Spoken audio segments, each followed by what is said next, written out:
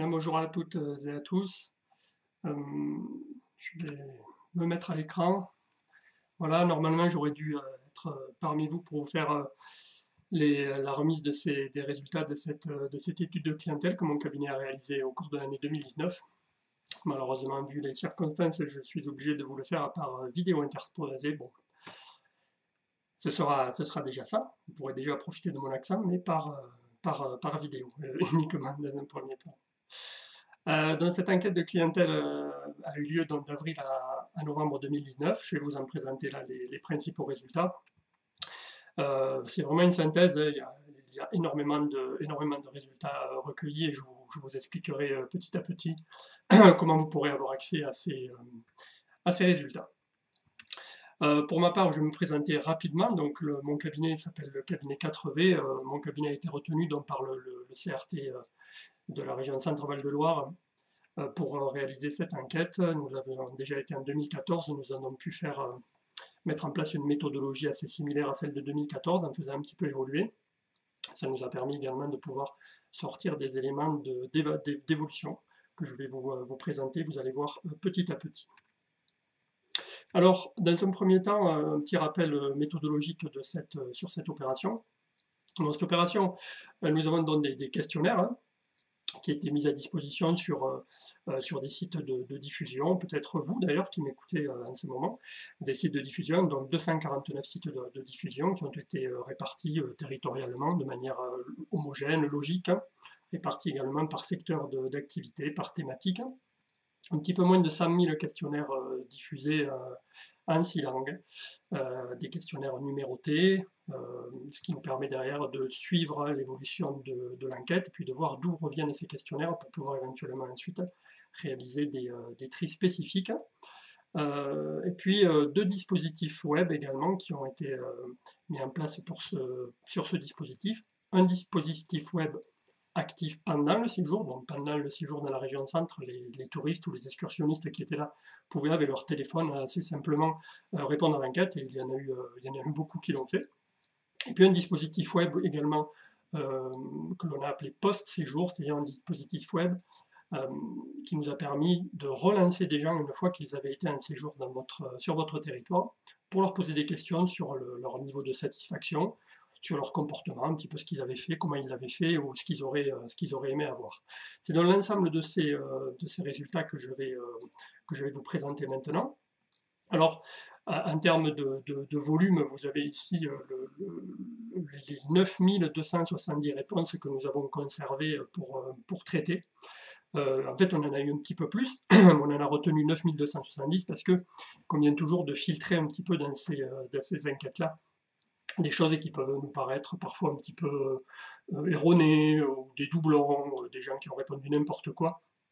On a des techniques, bien sûr, et des outils qui nous permettent de filtrer ça, ce qui fait qu'à la sortie, les résultats dont vous disposez, c'est un petit peu plus de 9000 personnes qui ont répondu de manière extrêmement détaillée. Vous le voyez, soit sur le papier pour environ 7900 d'entre eux, soit par le web pour un petit peu plus de 1600 d'entre eux.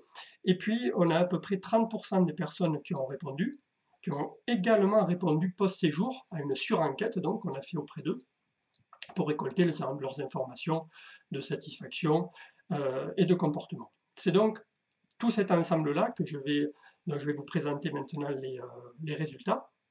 Et je vais commencer dans un premier temps avec les résultats, vraiment les résultats dissociés, si vous voulez, par type de consommateurs, entre guillemets. Les excursionnistes, les itinérants, les sédentaires. Les excursionnistes, donc des personnes qui sont venues sur votre territoire, mais pour la journée, qui le soir ont regagné leur domicile principal. Les itinérants, qui sont donc des touristes, des gens qui sont venus dormir sur votre territoire, mais de manière itinérante, c'est-à-dire qu'ils ne sont pas restés dormir au même endroit pendant leur séjour, ils ont éventuellement dormi dans 2, 3, 4 endroits parfois. Et puis les touristes sédentaires, qui sont des touristes qui sont venus en séjour chez vous, à un endroit particulier, et qui y sont restés pendant tout leur séjour. Ce sont les 3 types de touristes et d'excursionnistes que nous avons analysés, et dont je vais vous présenter tout de suite les principaux résultats. Alors pensez à une chose déjà, c'est que on parle d'enquête de clientèle, là. On ne parle pas d'enquête de fréquentation. Les chiffres que vous voyez apparaître, les pourcentages que vous voyez apparaître, ce sont des poids. Que lorsque vous voyez apparaître, par exemple, qu'il va y avoir plus 4% de Français, ça ne veut pas forcément dire que la fréquentation des Français a augmenté de 4%, par exemple. Ça veut dire que sur la masse de la clientèle, la part des Français est en augmentation. Donc gardez toujours bien ça en tête, la différence entre une enquête de fréquentation qui compte des gens, ce n'est pas du tout ce qu'on a fait là, et une enquête de clientèle qui va analyser des masses de gens et qui va regarder des proportions de comportement ou des proportions de typologie à l'intérieur de ces masses-là. Donc là, vous avez les trois populations analysées, les excursionnistes, les touristes itinérants et les touristes sédentaires. Vous voyez la répartition, en fait, au niveau des provenances de ces clientèles-là. Pour les excursionnistes, bien sûr, la provenance, elle est extrêmement forte sur les Français, c'est assez logique. Hein. Les étrangers vont se déplacer assez peu à la journée sur votre territoire, même s'il y en a qui le font, mais ça reste très très peu.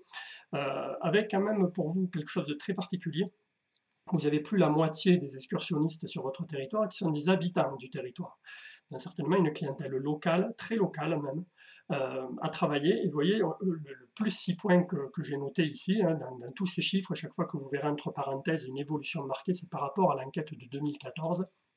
Donc vous gagnez des points sur les Français, sur leur poids en tout cas au niveau des excursionnistes. Et vous voyez qu'au niveau des excursionnistes qui proviennent du centre Val-de-Loire, on a une augmentation de 9 points, ce qui n'est pas du tout négligeable. Pour les touristes itinérants, une répartition 60% de Français, 40% d'étrangers. Pour les touristes sédentaires, vous voyez 78% de Français, 22% d'étrangers. Des résultats qui notent quoi? Principalement plutôt une augmentation de la part de la clientèle française dans sa globalité hein, par rapport aux clientèles étrangères. Et puis, vous voyez un comportement de touristes itinérants où on sent un petit peu plus le poids des étrangers. Les étrangers ont un comportement plus itinérant lorsqu'ils sont en séjour sur votre territoire du centre Val-de-Loire. Vous voyez, 41% d'étrangers qui sont des touristes itinérants, contre 22% d'étrangers qui sont des touristes sédentaires, donc ils vont rester au même endroit, alors que les Français ont plus un comportement de touristes sédentaires. Au niveau des touristes français, notez que votre premier bassin de clientèle reste l'Île-de-France, même si on constate une petite érosion au niveau des touristes sédentaires. Autre point, c'est les tranches d'âge, la fidélisation et un petit peu les répartitions par saison. Les tranches d'âge, clairement, c'est quelque chose que l'on avait déjà observé en 2014 on avait déjà observé en 2014 un certain vieillissement, on avait dit, de votre population touristique. C'est une tendance qui se renforce en 2019. Toutes les tranches d'âge au-dessus de 55 ans sont en augmentation. Vous voyez, plus 9 points pour les excursionnistes, plus 2 points pour les touristes itinérants, plus 5 points pour les touristes sédentaires. C'est pas neutre. Ça doit vous interroger. C'est pas forcément normal d'avoir une clientèle très majoritaire qui a plus de 55 ans. Et puis il faut penser à une chose, c'est que c'est forcément une clientèle qui se paupérise au fur et à mesure que le temps passe. Au niveau des présences, pour la première fois, on a une certaine stabilité, avec des excursionnistes, vous voyez, pour 21% d'entre eux qui sont là pour la première fois, donc on a un taux de renouvellement des excursionnistes très fort, une fidélisation plus marquée au niveau des touristes, c'est assez classique. Et au niveau des saisons, on a quelque chose d'assez différent au niveau des excursionnistes et des touristes. Vous voyez, pour les excursionnistes, on a un été qui pèse à peu près 30% de l'excursion, c'est-à-dire moins que le printemps, et quasiment autant que l'automne, avec une baisse assez marquée de l'été pour les excursionnistes. C'est le phénomène inverse un petit peu pour les touristes, où sur l'été 2019, on marque une certaine croissance, en tout cas en part, des séjours estivaux pour les touristes, principalement d'ailleurs au détriment des séjours de l'automne. Le printemps se maintenant, lui, plutôt sur des chiffres assez similaires d'ailleurs à ceux de 2014. Mais quand même, le printemps et l'été, vous voyez, sont très très proches. Hein. Donc vous avez là 2 saisons touristiques, printemps-été, qui au fil du temps deviennent quasiment similaires, ce qui est quand même tout à fait notable.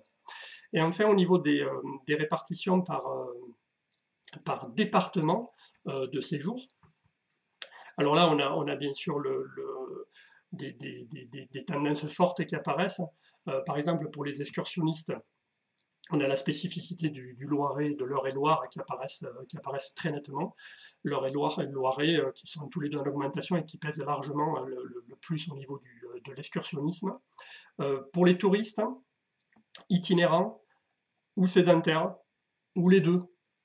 Clairement, on a le triptyque, là je dirais Indre-et-Loire, Loir-et-Cher, Loiret, qui se détache hein, clairement par rapport aux 6 départements qui constituent votre région. On a là bien sûr les 3 départements les plus forts en termes de poids touristique. Les DMS, dont les durées moyennes de séjour, je suis désolé pour l'acronyme, mais si j'avais écrit durée moyenne de séjour, ça ne serait pas rentré sur la diapo, donc j'ai écrit DMS. Alors, les durées moyennes de séjour pour les itinérants plus élevées que pour les sédentaires. C'est intéressant, hein, donc vos touristes itinérants changent d'endroit et restent finalement plus longtemps en séjour sur votre territoire, avec des durées de séjour élevées, hein, 16,2 nuits, c'est une durée de moyenne de séjour élevée. Pour les sédentaires, voyez, on est à 4,2, c'est un petit peu plus faible, c'est une érosion qu'on avait déjà constatée, qui se poursuit. Vous voyez, on a perdu moins 0,3 points par rapport à 2014. C'est quelque chose qui est assez symptomatique, qu'on voit un petit peu partout, assez symptomatique finalement d'une tendance à la fragmentation des séjours, dont on parle beaucoup depuis quelques temps, mais là on n'en parle pas. Là on commence à le voir clairement dans les chiffres de durée moyenne de séjour. Et c'est quand même assez notable. Dernier point par rapport à ces trois clientèles-là, eh bien, c'est les dépenses. Les dépenses moyennes par nuit et par personne, ou les dépenses moyennes par jour et par personne pour les excursionnistes. Alors là, on a des chiffres qui sont de bon niveau, globalement plutôt supérieurs à la moyenne nationale qu'on peut observer sur d'autres enquêtes de clientèle. Avec, vous voyez, les touristes itinérants qui sont des touristes qui sont les touristes qui finalement dépensent le plus par personne. Les touristes sédentaires dépensent aussi pas mal, quasiment 70 € par nuit et par personne. Vous voyez, on a des légères augmentations par rapport à 2014, plus 1 euro, plus 2 euros selon que l'on applique l'inflation ou pas l'inflation. Et un point intéressant quand même, c'est les excursionnistes, qui souvent dans les enquêtes de clientèle ont des taux de dépenses vraiment faibles, et qui sur votre territoire dépensent. Donc la clientèle excursionniste qu'on a parfois tendance d'ailleurs à regarder un petit peu de haut hein, dans le tourisme, parce qu'ils ne dorment pas, donc bon, c'est quand même intéressant. Il faut faire attention, c'est une clientèle qui peut peser et qui en tout cas au niveau des retombées économiques commence à peser quand même pas mal, quoi. Alors au final, là, sur ces 3 gros types de clientèle, je vous ai fait un tableau qui récapitule un petit peu ce que je viens de vous dire. Je ne vais pas vous le détailler dans le détail, vous pourrez le regarder précisément. Peut-être quelques points que j'ai omis de vous dire. Dans les excursionnistes, je vous ai parlé du poids des locaux, de cette clientèle locale. C'est quelque chose qui doit vraiment nous interroger, surtout avec tout ce qui se passe actuellement, et on sait le poids que va avoir la clientèle locale dans les mois, peut-être les années qui viennent. Donc à garder en tête. Au niveau des touristes itinérants, un point marquant par exemple, c'est que 25% d'entre eux proviennent de l'Île-de-France. Je ne parle pas là d'excursionnistes, je parle là de touristes itinérants, donc qui viennent et qui dorment plusieurs fois, du coup, de manière itinérante sur votre territoire. 1 sur 4 proviennent de la région Île-de-France, donc qui est un bassin de clientèle qui est quand même très très important pour vous, et qui confirme cette importance. Et puis sur les touristes sédentaires, deux points qui m'ont marqué, le vieillissement du profil, on le sentait, il se poursuit et il se marque encore plus. Et ça doit vraiment vous interroger. C'est compliqué de baser une stratégie d'avenir en se basant sur des clientèles qui vieillissent. Forcément, ces clientèles-là, on va les perdre naturellement. Et alors vous allez me dire, mais c'est pas grave, elles vont être remplacées par d'autres clientèles. Moi, par exemple, qui vais vieillir, qui aurait vite 55, 60 ans. Mais toute la différence, c'est que, par exemple, moi, quand j'aurai 65 ans, je ne me comporterai pas comme des gens qui ont 65 ans ou 70 ans aujourd'hui. À 65 ans, je me comporterai sans doute comme je me comporte déjà aujourd'hui, avec du paiement en ligne, avec beaucoup de recherches sur mon smartphone, etc., etc. Donc c'est quelque chose qui doit vous interroger. Et un autre point pour finir sur les touristes sédentaires qui a attiré mon attention, c'est la baisse continue des clientèles néerlandaises, par exemple, qui n'est pas une baisse, c'est pas un effondrement, mais c'est une baisse continue. C'est ce que moi j'appelle une érosion dans une enquête. C'est-à-dire on le sent d'année en année, une perte petit à petit des Néerlandais. Alors, bien sûr, pour certains d'entre vous, ça n'a strictement aucune importance, et pour d'autres entreprises, je pense par exemple à certains campings, c'est quelque chose qui interroge beaucoup et qui peut amener à se poser beaucoup de questions. Donc voilà pour ce panorama très rapide là, sur ces trois gros types de clientèle. Chacun d'entre eux donne lieu à des résultats beaucoup plus détaillés dont vous pourrez avoir connaissance. Je vous expliquerai donc à la fin de cet exposé comment en avoir connaissance petit à petit au fur et à mesure que ces résultats vont sortir. Ça me permet de passer sur des résultats maintenant moins généraux et donc du coup beaucoup plus spécifiques, mais en se concentrant maintenant uniquement sur les touristes. Donc j'écarte, écartez de votre esprit maintenant dans les chiffres que vous allez voir les excursionnistes, et on va se concentrer sur les touristes, qu'ils soient itinérants pardon, ou qu'ils soient sédentaires. Donc des gens qui sont venus en séjour chez vous et qui ont dormi sur votre territoire. Les résultats que je vais vous présenter sont des résultats, vous allez voir, qui sont détaillés pour les Français et pour les étrangers. Alors, première question qu'on a posée à tous ces clients-là, je vous rappelle qu'on a quasiment 10 000 réponses pour sortir ces résultats-là. On s'est concentré sur les questions avant votre séjour. Avant votre séjour, pourquoi vous êtes venu ici, qu'est-ce qui vous a incité à venir, qu'est-ce que vous avez utilisé comme outil pour vous renseigner, etc., etc. Avant votre séjour. Premier point, qu'est-ce qui vous a incité à choisir cette destination? Donc globalement, pourquoi vous êtes venu ici et pas ailleurs? Vous imaginez le nombre d'endroits où, en tout cas l'année dernière, on pouvait partir si on voulait partir en vacances. Alors, les résultats qui sortent à ce moment-là, vous voyez, sur l'incitation de choix d'une destination, il y a des axes forts et très différents finalement entre les Français et les étrangers. Alors, vous voyez les Français, par exemple, qui sont très très clairement incités par quelque chose de très particulier, qui peut être un site touristique, un site historique, qui peut être un événement, une activité. Il y a vraiment quelque chose qui va déclencher les Français là-dessus. Vous voyez, c'est le plus fort taux de réponse, c'est 34%. Pour les Français, la deuxième raison qui les incite à venir sur votre territoire, c'est qu'ils y ont des attaches sur place. Bien sûr, une résidence secondaire, par exemple, mais pas forcément que, des amis, de la famille à voir, à visiter, etc. Donc, un site, un événement particulier, quelque chose en particulier qui se passe ou à visiter sur le territoire, et de la famille et des attaches sont les deux premières incitations majeures pour que des Français viennent en séjour sur votre territoire. Pour les étrangers, vous voyez, c'est beaucoup plus éclaté. La première chose qui sort, qu'est-ce qui vous a incité à venir là? C'est quelque chose que j'ai vu sur Internet. Alors bien sûr, c'est quelque chose de très vaste, ça peut être un peu n'importe quoi, ça peut être des images, ça peut être un reportage, allez savoir dans l'esprit de quelqu'un qui vous dit oui, j'avais vu quelque chose sur Internet, c'est ça qui m'a incité à venir chez vous. En tout cas, on sent déjà le poids du web sur les clientèles étrangères. Puis vous voyez, on a aussi en deuxième position pour les étrangers un site en particulier qui reste très très fort et on sent que c'est déjà un marqueur fort de votre territoire. Le bouche à oreille, qui reste un vecteur important bien sûr dans le tourisme.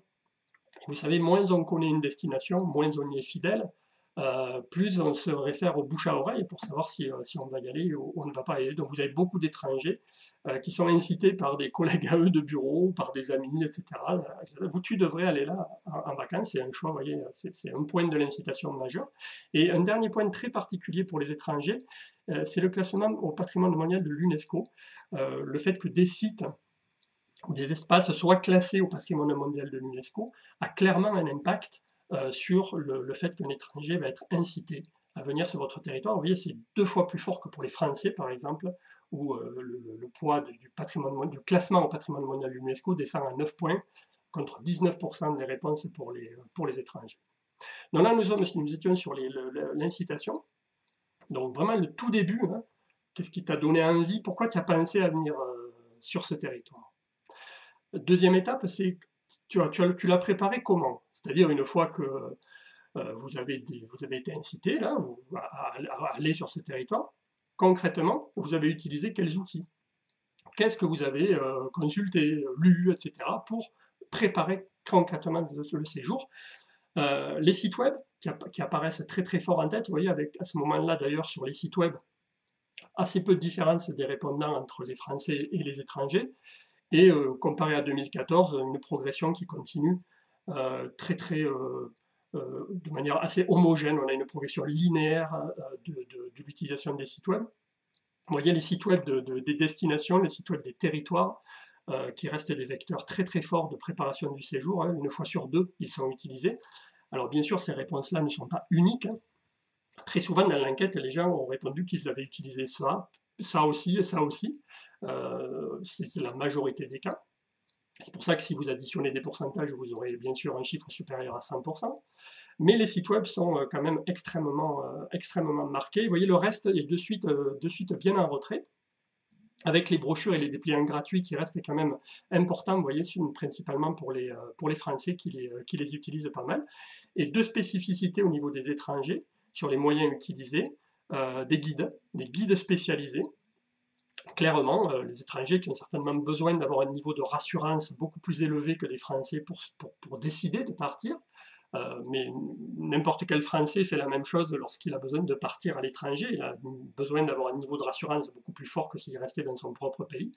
Dans la consultation de guides spécialisés, et voyez la consultation également d'avis d'autres voyageurs, dans les avis en ligne qui progressent dans l'enquête et qui sont utilisés, vous voyez, une fois sur 4 par les étrangers. Et là, c'est une fois sur 4 simplement pour préparer son séjour. Hein. On n'est pas dans de l'acte de réservation encore, je prépare, quoi. Je me renseigne précisément. Je viens de parler de la réservation, d'ailleurs, on a posé une question sur la réservation, pour savoir, bon, mais voilà, vous avez préparé votre séjour, est-ce que vous avez réservé votre séjour? Quelque chose d'assez notable sur la structuration de votre clientèle, vous avez une personne sur 3 qui dit être venue à un séjour, on parle là de touristes, hein, des gens qui sont venus dormir, au moins une nuit sur votre territoire. Et vous voyez, 1 sur 3, d'ailleurs de manière assez homogène entre les Français et les étrangers, 1 sur 3 qui ne réserve pas forcément avant de venir. Des chiffres, je vous ai marqués, assez stables par rapport à 2014 d'ailleurs. C'est assez symptomatique de votre région. En général, on a des chiffres comme ça dans les enquêtes de clientèle quand on a face à nous des clients qui, je dirais consciemment ou inconsciemment, se disent que ce sera finalement assez simple de trouver de l'hébergement, par exemple. Plus on va aller sur des destinations extrêmement saturées, où il y a énormément de tourisme de masse, etc., plus on va avoir des taux de réservation qui vont monter parce que les gens, avant de venir, ont besoin d'avoir la sécurité ou la certitude d'avoir un hébergement. Donc ça donne une certaine teinte à votre territoire, d'un territoire qui certainement dans l'esprit des gens n'est pas marqué comme quelque chose où le tourisme donne une tension très très forte au marché. On va trouver. Il y en a quand même, vous voyez, 70% qui réservent quand même clairement avant de venir. Et d'ailleurs, sur ces 66 et 69%, vous voyez, pour les étrangers qui réservent avant de venir, on leur a demandé quels moyens ils utilisaient pour réserver. Alors là, le poids du web progresse très très fortement par rapport à 2014 et devient vraiment majeur. Hein. Vous voyez, 92% des étrangers qui ont réservé disent l'avoir fait par Internet. L'autre moyen qui est cité, c'est par téléphone, par mail, des choses comme ça. C'est-à-dire que par Internet, c'est clairement de la réservation en ligne sur Internet. D'où l'extrême importance pour n'importe quel professionnel du tourisme de bien réfléchir à qu'est-ce qu'il propose comme solution pour pouvoir être réservable en ligne. Potentiellement, du coup, on peut se dire que potentiellement, un professionnel du tourisme qui ne fait pas de réservation en ligne actuellement, il perd des clients, il s'en rend même pas compte. Il ne sait même pas que les gens ne sont même pas allés plus loin, simplement parce qu'ils ont vu que ce n'était pas réservable en ligne, ce qui est assez terrible. Pour finir sur les réservations en ligne, un dernier point, on a demandé aux gens lorsqu'ils ont fait une réservation sur Internet, qu'ils ont vraiment fait la résa sur Internet, Qu'est-ce qu'ils ont utilisé comme site web pour faire la réservation? Enfin, vous voyez, ils avaient plusieurs choix de réponse, soit donc directement le site web du prestataire, hein, le site web de l'hôtelier, du camping, du gîte, ou d'un site d'ailleurs, parce qu'on peut très bien réserver des entrées sur un site avant d'y aller. Deuxième option, c'était les plateformes spécialisées, Booking, Expedia, Hotel.com, oui, SNCF, etc. De particulier à particulier, et puis les centrales de réservation. Donc vous voyez la répartition qui est un petit peu différente au niveau des Français et des étrangers. Vous voyez les Français qui majoritairement vont faire de la réservation directement sur le site du prestataire, bien sûr lorsque cela est possible, mais c'est très intéressant pour les prestataires parce que ça veut dire que pour eux c'est de la réservation en direct. Et vous voyez pour les étrangers, le plus fort taux de réponse, on l'a sur les plateformes, avec très certainement dans le comportement des étrangers à ce moment-là, le besoin d'être rassuré. Si je fais un achat sur Booking, j'ai un certain niveau d'assurance, entre guillemets. En tout état de cause, et par rapport à 2014, sachez que on a plutôt une baisse des chiffres qui sont notés ici. Donc on a une tendance à la baisse sur les ventes directes sur les sites des prestataires et plutôt une hausse sur les plateformes, ce qui n'est pas un bon indicateur. Ce n'est pas un bon indicateur parce que ça indique une baisse de performance économique des prestataires. Un dernier point, une chose qui est montée très très fortement dans l'enquête là, c'est les réservations de particulier à particulier. Donc particulier à particulier dans l'esprit du consommateur, c'est je loue l'appart ou la maison à Monsieur Truc directement en utilisant une plateforme qui peut être Le Bon Coin, Britel, autre chose, vous savez, dans l'esprit des consommateurs lambda, qui ne sont pas des professionnels du tourisme. Ces outils-là sont des outils de mise en relation de particulier à particulier. Airbnb, par exemple, qui est un exemple type de ce comportement-là dans l'esprit des consommateurs. On a des très très forts taux de progression d'utilisation. Vous voyez, plus 11 points pour les Français et plus 8 points pour les étrangers sur la location en fait, et la réservation de particulier à particulier. Donc voilà pour cette partie. Je vous rappelle, on était sur avant le séjour, hein, donc avant de venir chez nous. Qu'est-ce qui vous a incité à venir? Qu'est-ce que vous avez utilisé comme outil? Est-ce que vous avez réservé? Par quoi vous avez réservé? Etc. etc. Maintenant, on va s'intéresser à pendant le séjour. Qu'est-ce qui s'est passé pendant que vous étiez chez nous en séjour? Déjà, le séjour en lui-même, la première question qu'on leur a posée, on pose toujours ces questions-là dans les enquêtes de clientèle, c'est bon, ok, vous êtes en séjour là, en Centre-Val de Loire. Est-ce que c'est la première fois que vous venez ici? Est-ce que c'est une découverte? Ou est-ce que vous êtes plutôt quelqu'un de fidèle, donc quelqu'un qui était déjà venu et qui donc par le fait revient en séjour sur ce territoire? Donc vous voyez, le oui sur les étrangers qui est plutôt à 55%, donc on a une majorité d'étrangers qui viennent pour la première fois sur votre territoire, des résultats inversés pour les Français, avec 6 touristes français sur 10 sur votre territoire, qui déclarent finalement être déjà venus. Donc on a des Français qui sont plus fidèles, c'est des bons taux de fidélisation, sans plus. On a parfois des territoires où on a des taux de fidélisation sur qui va monter à 70 ou 80%. Mais c'est bien, ça veut dire que vous avez un certain renouvellement de la clientèle sur vos territoires. Et malgré tout, un bon taux de fidélisation quand même, c'est des résultats assez équilibrés et qui sont intéressants. Très stables également, je vous ai mis 2010, 2014, 2019, les dernières enquêtes de clientèle qu'il y a eu sur votre territoire dénotent une certaine stabilité sur ce comportement-là. Point suivant, toujours sur le séjour, donc, vous avez séjourné quand? Donc je vous ai parlé tout à l'heure assez rapidement des saisons. Globalement, là vous avez les résultats des saisons de séjour pour les Français, pour les étrangers, au printemps, à l'été et à l'automne. Je vous rappelle que cette enquête de clientèle a eu lieu globalement du mois d'avril au mois de novembre. Bon, on a couvert le printemps, l'été et l'automne. Alors, ce qu'on voyait tout à l'heure de manière générale, finalement, on le retrouve de manière différenciée quand on regarde les résultats détaillés français-étrangers, avec le printemps et l'été qui deviennent des saisons quasiment égales en termes de proportion de clientèle représentée, c'est quand même important. Et l'été qui a un peu progressé par rapport à 2014, et il a progressé principalement, je vais dire, en mangeant, en grignotant un petit peu le poids de l'automne. Donc là, vous avez vraiment la photographie des périodes de séjour sur votre territoire. Point suivant, évoqué rapidement tout à l'heure également, vous êtes un séjour chez nous, mais vous êtes un séjour où? Sur quel département? Donc vous voyez, on retrouve à la fois pour les Français et également pour les étrangers le triptyque des départements Loiret, Loir-et-Cher, Indre-et-Loire, qui ressort là également là très fortement. Vous voyez, il y avait assez peu de différence finalement entre les Français et les étrangers. Quelques petites aspérités quand même avec, vous voyez, dans le Loiret, les étrangers un petit peu plus représentés, alors que dans le Cher, c'est les Français qui vont être plus marqués. Mais globalement, on a cette concentration des séjours sur la zone dite Val-de-Loire, qui est nette.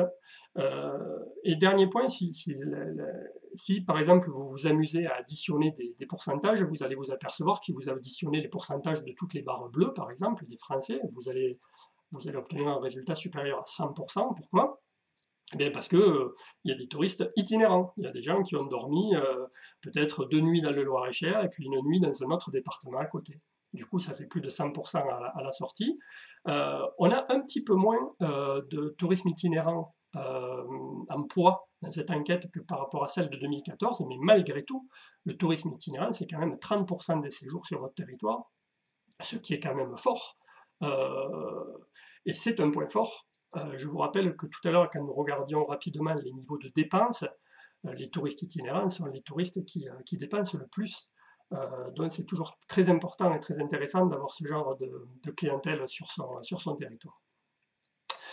Point suivant, l'hébergement utilisé. Donc là, je vous rappelle, on est sur les gens qui sont en séjour chez vous.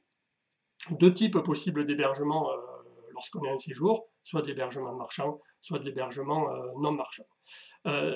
L'hébergement non marchand, assez stable. Lorsqu'il y a de l'hébergement non marchand, vous voyez, pour les Français, c'est ultra majoritairement chez des parents ou des amis. Pour les étrangers, c'est beaucoup le camping-car, également les parents et les amis.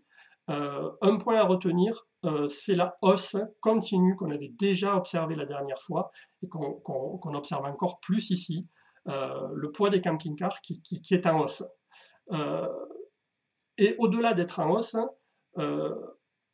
on a, si vous voulez, classé les camping-cars dans l'hébergement non marchand, mais va falloir commencer à se poser la question de où est-ce qu'on met les camping-cars, car on a eu quand même beaucoup de réponses de gens qui nous décrivaient dans des séjours dans leur camping-car, et on voyait très bien qu'ils étaient parfois en hébergement non marchand, on va dire, c'est-à-dire, dormaient en tout cas dans des endroits où ils ne payaient pas pour dormir, mais ils payaient aussi parfois, peut-être pour accéder à des aires aménagées particulières, peut-être en allant dans des campings, dont le camping-car est en hausse et commence à générer en tout cas des dépenses d'hébergement, avec peut-être, et très certainement sans doute, de nouvelles clientèles qui se mettent à utiliser le camping-car, certainement en location, peut-être avec des enfants, etc. Donc il se passe quelque chose sur ce type d'hébergement qui est certainement à réfléchir. Sur l'hébergement marchand maintenant, et sur les hébergements marchands utilisés, donc là vous voyez sur les hébergements marchands l'hôtellerie qui reste le premier mode d'hébergement utilisé lorsqu'il est marchand, principalement par les étrangers. Vous voyez, 40% des étrangers, lorsqu'ils sont en séjour, ils utilisent de l'hôtellerie. Le camping arrivant après, la location arrivant après. Pour les Français également, l'hôtellerie est marquée, mais tout ce qui est locatif derrière, gîte, appartement, maison, etc., est également très fort. C'est d'ailleurs, dans l'enquête, tout ce qui est le locatif, le secteur qui progresse le plus par rapport à 2014, alors que l'hôtellerie et les chambres d'hôtes, par exemple, marquent de légères pertes, perd 1 point, 2 points.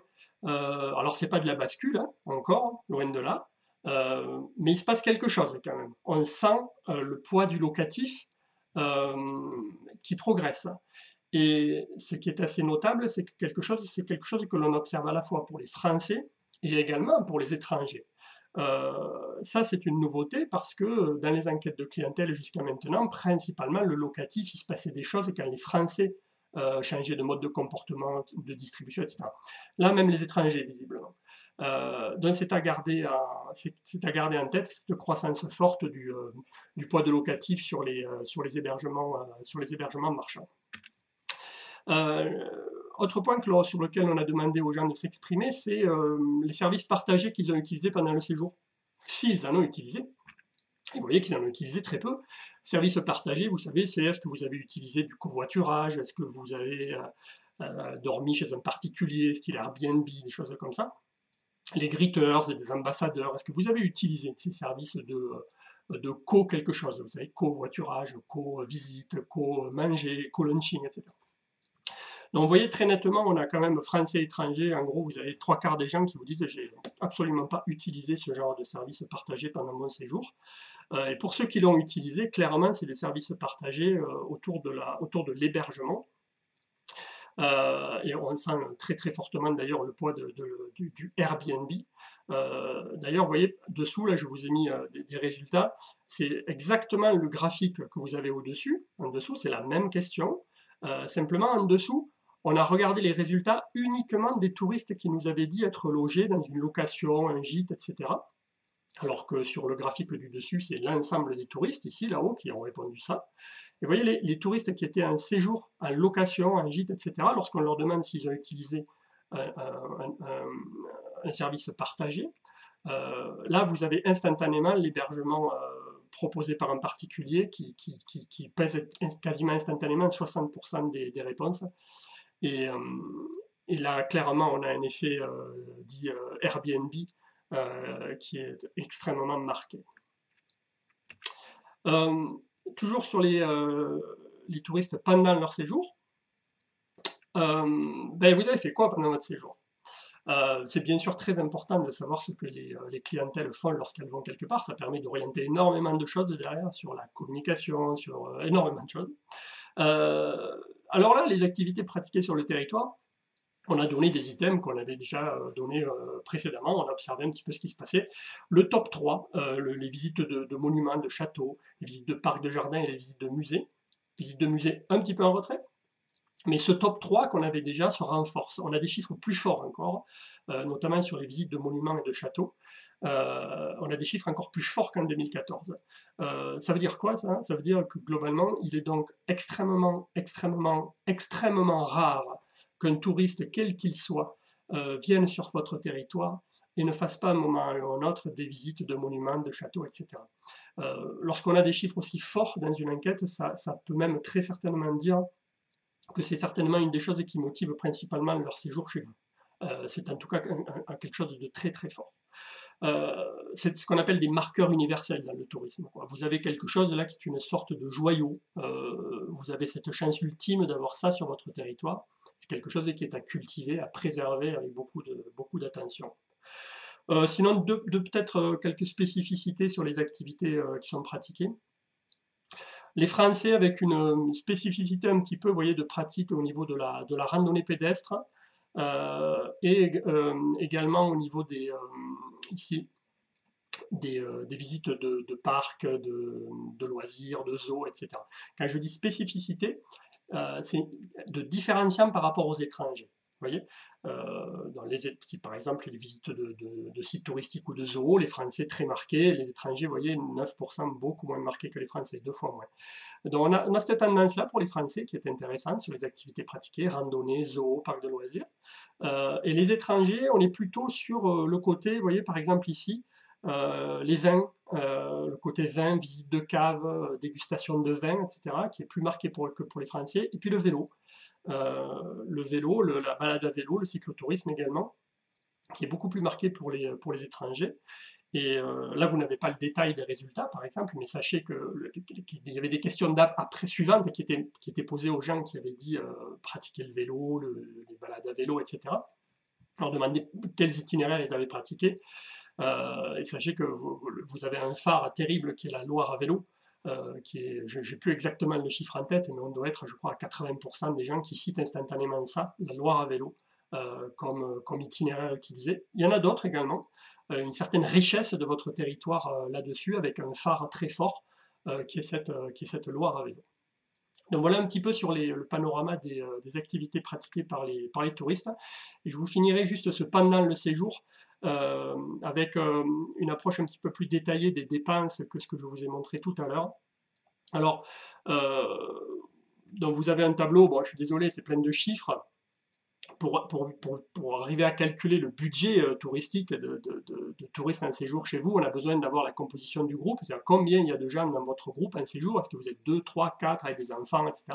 Donc vous voyez, on a des compositions de groupes de touristes chez vous qui sont situés entre 2,2 et 2,3, c'est-à-dire c'est très peu. Et ça confirme finalement ce qu'on voyait auparavant de clientèle plutôt âgée. En tout cas, on a peu d'enfants. Dès qu'on a des enfants en clientèle touristique, ça fait augmenter les chiffres sur les compositions de groupes. Donc là, vous voyez, on est globalement sur une clientèle de couple et parfois de la clientèle familiale, et pas l'inverse. Et du coup, ça a de l'impact sur les dépenses, parce que lorsque vous avez 5-6 personnes en séjour et quand vous en avez que une ou deux, ben, le budget total dépensé sur le territoire, c'est pas le même forcément. Malgré tout, et bien, vous voyez, bien que les durées de séjour soient en légère érosion, on a des budgets total pour les séjours qui sont quand même des budgets importants. Donc quand vous voyez quand vous croisez par exemple une voiture avec des touristes français à l'intérieur, vous pouvez vous dire que en gros ils vont dépenser 589 € globalement quand ils seront partis de leur séjour, ils auront laissé ça en dépenses diverses et variées, alimentation, visite, leur hébergement, etc. etc. Vous voyez, pour les étrangers, on est quasiment le double, hein, c'est quasiment 1200 € dans les clientèles étrangères qui pèsent finalement deux fois plus. J'ai écrit sur cette slide, les clientèles étrangères dépensent 2 fois plus que les Français, c'est pas tout à fait ça, c'est pas qu'ils dépensent 2 fois plus, mais c'est que globalement, le budget qu'ils dépensent sur le territoire, vu la durée de séjour qu'ils ont, etc., ben, ça pèse beaucoup plus que les Français.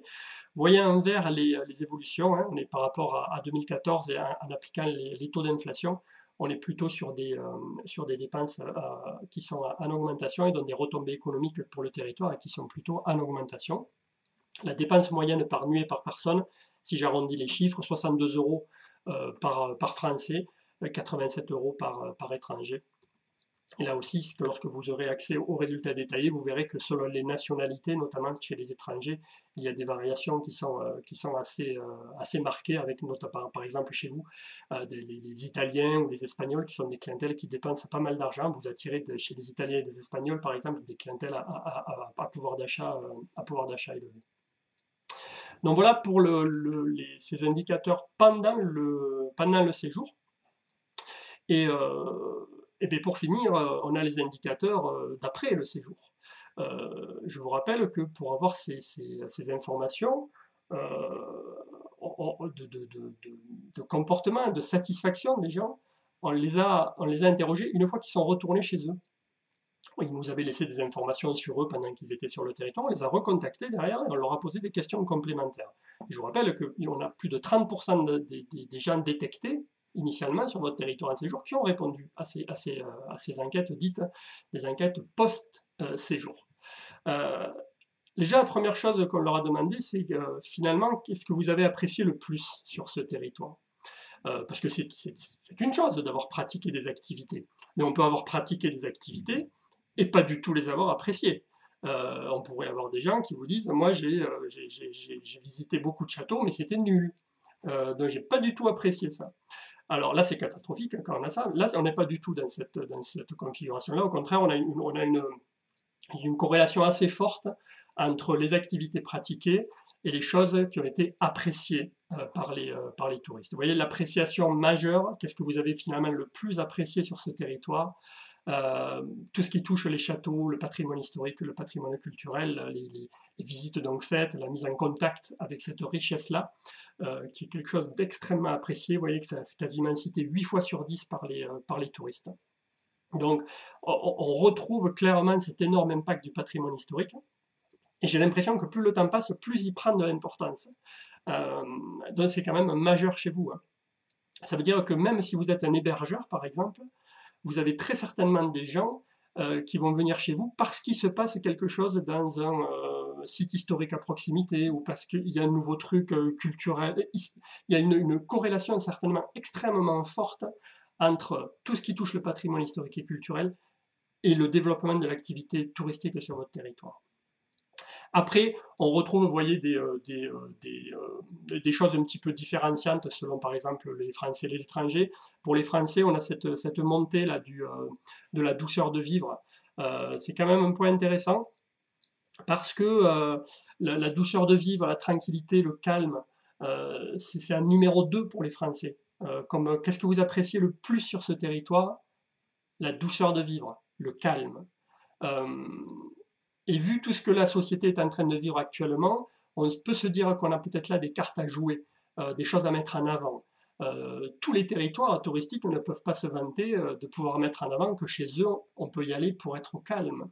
Il y a beaucoup de territoires touristiques où c'est impossible d'être au calme quand on est en période touristique.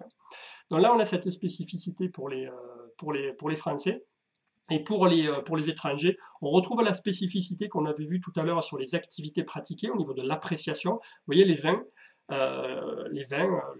tout ce qui touche globalement les produits du terroir, la gastronomie, très apprécié par les étrangers, un marqueur très fort pour les étrangers. Et on retrouve aussi l'appréciation forte de la pratique du vélo, également pour les étrangers. J'espère qu'ils n'ont pas trop fait de visite de cave avant de faire du vélo. En tant que cycliste, ce n'est pas des choses qu'on fait normalement. Hein, on fait dans un certain ordre. Sinon.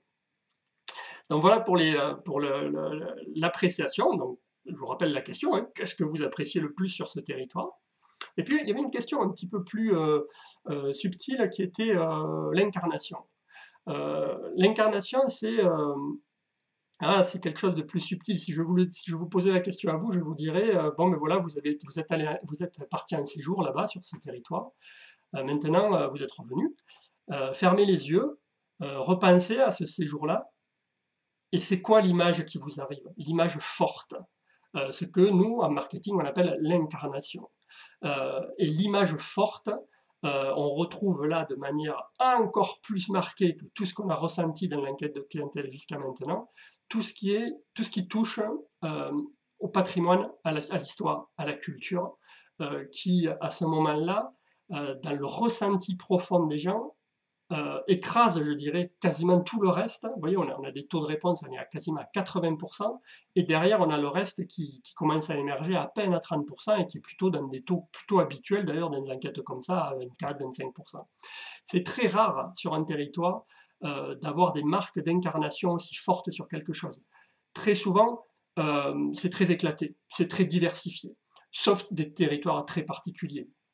Par exemple, j'ai eu fait des enquêtes de clientèle sur des territoires qui étaient des parcs nationaux, par exemple. On posait cette question-là, et vous aviez 80% des gens qui vous répondaient plutôt l'incarnation, c'était la nature, l'environnement, préserver, des choses comme ça. C'était logique. Mais globalement, sur les territoires touristiques qui sont comme le vôtre, un territoire assez riche, il n'y a pas que du patrimoine et de la culture sur votre territoire, il y a énormément de choses. Mais malgré tout, finalement, les gens, quand ils repartent et qu'on leur dit « ça vous fait ressentir quoi, ce territoire ?» On est sur cette incarnation patrimoniale et historique extrêmement puissante. Autre point, on leur a demandé, rappelez-vous, vous avez certainement eu besoin d'informations, de renseignements pendant votre séjour. Comment vous les avez obtenus, ces renseignements et ces observations, ces informations, pardon. Alors, alors là, c'est des indicateurs pour vous, et principalement d'ailleurs pour les organismes touristiques de votre territoire. On voit le fait de se rendre dans les offices de tourisme pour aller chercher de l'information, ou la consultation de brochures, de dépliants, très souvent liés d'ailleurs à la visite des offices de tourisme, qui est encore en tête dans cette enquête. Par contre, c'est les deux premières barres ici que vous voyez, se font raboter, ça perd 10 points par rapport à 2014. Et par contre, en dessous, on a la progression de la troisième barre, qui, elle, gagne 4-5 points tout le temps. Donc, enfin, en fait, on est à une sorte de de bascule actuellement où vous voyez, on est à l'équilibre globalement entre quand j'ai besoin d'informations, j'utilise plutôt des outils numériques, le web, ou je vais dans des offices de tourisme. Euh, on est plutôt à l'équilibre en ce moment, et bien sûr la tendance que l'on sent arriver, c'est plutôt une inversion qui va se passer. Alors, il faut faire attention à ça, parce que ça ne veut absolument pas dire qu'on n'a pas du tout besoin des offices de tourisme, hein. Ce serait une erreur terrible de penser ça. Euh, c'est simplement qu'il y a une question très forte à se poser pour les organismes touristiques comme les offices de tourisme, c'est comment je fais pour faire passer de l'information et des renseignements, informations qui vont pousser des gens à aller visiter des choses, à consommer, à rester peut-être plus, donc des informations qui ont un impact économique fort derrière pour les prestataires touristiques. Comment je fais en tant qu'office de tourisme pour diffuser ces informations-là, alors que les gens vont de moins en moins venir me les demander. Et donc ça interroge bien sûr sur tous les outils de push à mettre en place pour se mettre non plus à attendre que les gens viennent demander de l'information, mais se mettre en situation proactive d'envoyer de l'information automatiquement aux gens lorsqu'on les détecte sur un territoire. C'est en tout cas ce que fait apparaître, à mon avis, ce genre de résultats. On a également demandé aux gens si ils avaient, suite à leur séjour, ou même pendant leur séjour, partagé, vous savez, partager des choses. Est-ce que vous avez partagé des expériences, des photos que vous avez prises pendant votre séjour, etc. Un résultat assez équilibré. Vous voyez, 54% qui disent non, moi j'ai rien partagé de particulier, et donc du coup 46% qui vous disent oui, j'ai partagé, plutôt après le séjour ou plutôt pendant même le séjour, de manière assez similaire. Alors, c'est un comportement assez classique. Globalement, quand même, lorsqu'on a des clientèles plus jeunes, on a des taux, on aurait la barre rouge moins forte, vous voyez, clairement, et les barres bleues plus élevées. Retenez que quand même, c'est quelque chose de très important, le partage, parce que ça vous donne une force de communication extrêmement puissante et qui vous coûte rien. Du coup, c'est quand même à réfléchir. Je vous ai mis en dessous ce qui avait été partagé lorsqu'il y a eu des partages. Donc, vous voyez principalement des photos et des vidéos. Et puis, on a demandé également aux touristes qu'est-ce qu'ils avaient utilisé comme canal pour diffuser, partager ces éléments-là. Donc, vous voyez, par exemple, Facebook ou Instagram, le 1 et le 3 ici, très fort dans l'enquête en termes de réseau social. Les sites d'avis également très utilisés pour diffuser de la photo, de la vie bien sûr. Et puis WhatsApp qui arrive en 4e position, et WhatsApp qui devient un média extrêmement utilisé par les clientèles. Et d'ailleurs là, ça pose une question à chaque entreprise que vous êtes peut-être, de vous dire, quand des gens veulent vous contacter, des touristes veulent vous contacter, ils le font comment? Ils peuvent vous téléphoner, j'imagine. Ils peuvent vous envoyer un email, peut-être. Mais est-ce qu'ils peuvent vous contacter sur WhatsApp? Est-ce qu'ils peuvent vous contacter par d'autres canaux que ceux qui vous arrangent finalement? Ça, c'est une question qui est très intéressante. Les canaux de communication, c'est quelque chose qui est très important pour convertir commercialement. Donc, il faut regarder les résultats d'une enquête de clientèle comme ça, avec cette focale-là. C'est disant, attention, il se passe des choses qui peuvent être quand même importantes pour mon activité. Et enfin, dernier point, c'est l'appréciation. J'ai quasiment terminé cette présentation et j'en arrive donc à la question sur l'appréciation. On finit toujours comme ça. Et bon, ben voilà, ok, je vous ai posé plein de questions, vous êtes venus sur notre territoire, on vous a posé des questions, vous êtes repartis chez vous, on vous a reposé des questions, vous devez en avoir assez. Mais globalement, donnez-moi votre appréciation sur le séjour. Donc, enquête de satisfaction. Donc vous connaissez, vous êtes des professionnels du tourisme, donc vous connaissez ici en haut cette barre qui est l'objectif des enquêtes de satisfaction dans le tourisme. L'objectif, c'est 8 clients sur 10 qui repartent en disant qu'ils sont très satisfaits. Ça, c'est l'objectif ultime dans le tourisme. Je dis bien 8 clients sur 10, donc 80%, qui sont très satisfaits. Hein. Pas qui sont très satisfaits et satisfaits, qui sont très satisfaits. Un client qui repart en étant satisfait, c'est pas satisfaisant dans un secteur d'activité comme le tourisme, qui est un secteur d'activité extrêmement concurrentiel. Ouais, ça va, ça suffit pas. Il faut que quelqu'un reparte en ayant vraiment la banane absolue. Et là, c'est qu'on a fait le taf. Donc, vous voyez, en dessous, je vous ai marqué 3 niveaux de réponse. on leur a demandé leur appréciation globale justement sur le séjour dans votre ensemble, dans son ensemble. Donc vous avez peut-être séjourné dans plein d'endroits, vous avez vu plein de choses. Globalement, est-ce que vous êtes très satisfait, pas satisfait de ça? Là, vous voyez, on a des taux qui sont très bons, hein. Vous voyez, les étrangers, quasiment 80% de très satisfaits, les Français, 3/4 de très satisfaits. Donc ça veut dire quoi ça? Surtout quand vous regardez les barres en dessous qui sont plus spécifiquement votre hébergement ou plus spécifiquement la restauration par exemple, où on a des critiques un peu plus élevées, ben on a des gens qui peuvent être critiques par exemple sur la restauration. Vous voyez les chiffres en dessous sur la restauration, où on a simplement 40% des étrangers qui sont très satisfaits, ce qui veut quand même dire qu'il y en a 60% qui ressortent des restaurants en se disant ouais ça allait quoi, voire pire. Mais globalement, quand on demande aux gens sur votre séjour dans son ensemble, qu'est-ce que vous en ressentez, on a plutôt un sentiment très positif. Donc vous avez une enquête de satisfaction qui est plutôt positive, avec quand même des indicateurs d'alerte qui restent d'ailleurs. Vous voyez, sur l'hébergement marchand et la restauration, il y a clairement des progrès à faire. Il y en a déjà, parce que par rapport à l'enquête de 2014, il y a des légères améliorations qui sont notées sur ces indicateurs de satisfaction, principalement d'ailleurs pour les Français. Et vous remarquerez également qu'il n'y a pas une différence notable entre les Français et les étrangers sur les notations de satisfaction. C'est assez uniforme et ça dénote globalement donc une satisfaction qui est plutôt bonne globalement, avec encore des efforts à faire sur certains points. Et dernier point, c'est on leur a demandé s'ils étaient satisfaits, hein, donc voilà, ils ont apporté les réponses, et puis on leur a demandé, bon ok, mais s'il y avait des choses à améliorer, ce serait quoi, très précisément? Donc vous voyez, pour les Français, déjà il y en a en gros moitié-moitié, il y en a la moitié, un petit peu moins de la moitié, 46% qui disent ben, moi je vois rien à améliorer, je pense à rien là. Si vous me demandez qu'est-ce qu'il aurait fallu améliorer pour mon séjour, je pense à rien. C'est 40% pour les étrangers. Le corollaire, donc, pour les Français, ça veut dire qu'on a 54% des Français qui ont clairement signalé qu'il fallait améliorer des choses. Parfois une chose et parfois plusieurs choses. Les Français, clairement, lorsqu'on leur demande pour améliorer le séjour chez vous, qu'est-ce qu'il faudrait améliorer? Vous voyez, en premier, on a tout ce qui est accès, stationnement sur les sites touristiques, qui se détache d'ailleurs des autres critères très nettement. Donc là, on a un point assez saillant et très particulier au niveau des clientèles françaises. Et puis, vous voyez, en dessous, on a un tir groupé là, entre, bien sûr, le rapport qualité-prix qui ressort toujours dans les enquêtes de cette qu'est-ce que vous pouvez améliorer, le rapport qualité-prix, bien évidemment. Mais vous voyez ensuite les animations, les choses comme ça. Mais pour les Français, on retiendra quand même ce point saillant sur l'accès et le stationnement.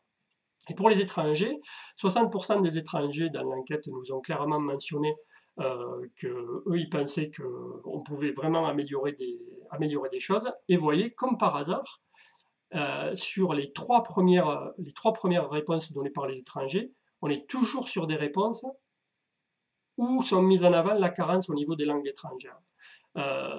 Soit globalement, le fait de me parler, d'essayer au moins de me parler dans ma langue pour m'expliquer quelque chose, soit de proposer au niveau des animations ou des expositions des choses dans ma langue, dans plusieurs langues, soit la traduction dans les restaurants des menus en plusieurs langues.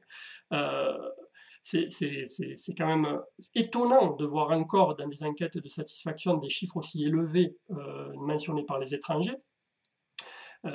Moi, ça doit faire 15 ou 20 ans que je fais des enquêtes de clientèle, ça fait 15 ou 20 ans que j'entends dire partout qu'il faut faire des efforts pour les étrangers et les langues étrangères en France. Mais ça veut dire qu'il faut encore en faire, finalement.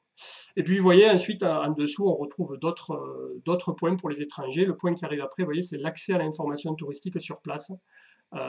Clairement, quand on a des clientèles étrangères, ils connaissent beaucoup moins le territoire qu'une clientèle plus française. Là, on a cette demande-là. Donc voilà pour toutes ces informations, vraiment données de manière extrêmement synthétique. Que vous dire de plus? Qu'il y a beaucoup plus de résultats, beaucoup plus détaillés que tous ceux que je vous ai présentés là. Et je vais me mettre un gros plan un petit peu. Donc, vous pouvez les obtenir. Donc, vous avez les contacts qui sont apparus sur la slide juste avant et je vous la remettrai juste après. il y a beaucoup de résultats détaillés, beaucoup plus précis que ça. Même certains sites eux-mêmes pourront avoir des résultats pour eux, à partir du moment où ils ont suffisamment, bien sûr, de retours de questionnaires pour pouvoir les sortir. Je vous remets le, le contact. Attendez, je vous le mets ici, voilà, vous l'avez en bas ici. Pour plus de renseignements ici, donc, vous pouvez contacter bien sûr le comité régional du tourisme avec l'email qui apparaît ici à l'écran ou par téléphone. Le site pro également du comité régional du tourisme mettra en ligne petit à petit, au fur et à mesure que les résultats seront produits, l'ensemble de ces résultats, et vous pourrez sans aucun doute y accéder à ce moment-là. Voilà, j'espère que cette vidéo de présentation n'a pas été trop longue. Je vous remercie beaucoup pour votre attention. Sachez que j'aurais vraiment préféré vous faire cette présentation en vrai, hein, ce qui aurait permis de se voir, de discuter même certainement après. Mais bon, voilà, on peut pas trop le faire actuellement. Je finirai juste en vous disant que je sais que la période elle est forcément très compliquée. Le tourisme est touché de plein fouet en ce moment, donc il y en a beaucoup parmi vous qui vivent sans doute des moments très compliqués en ce moment. Donc voilà, moi aussi je suis un professionnel du tourisme, donc j'ai une pensée pour vous.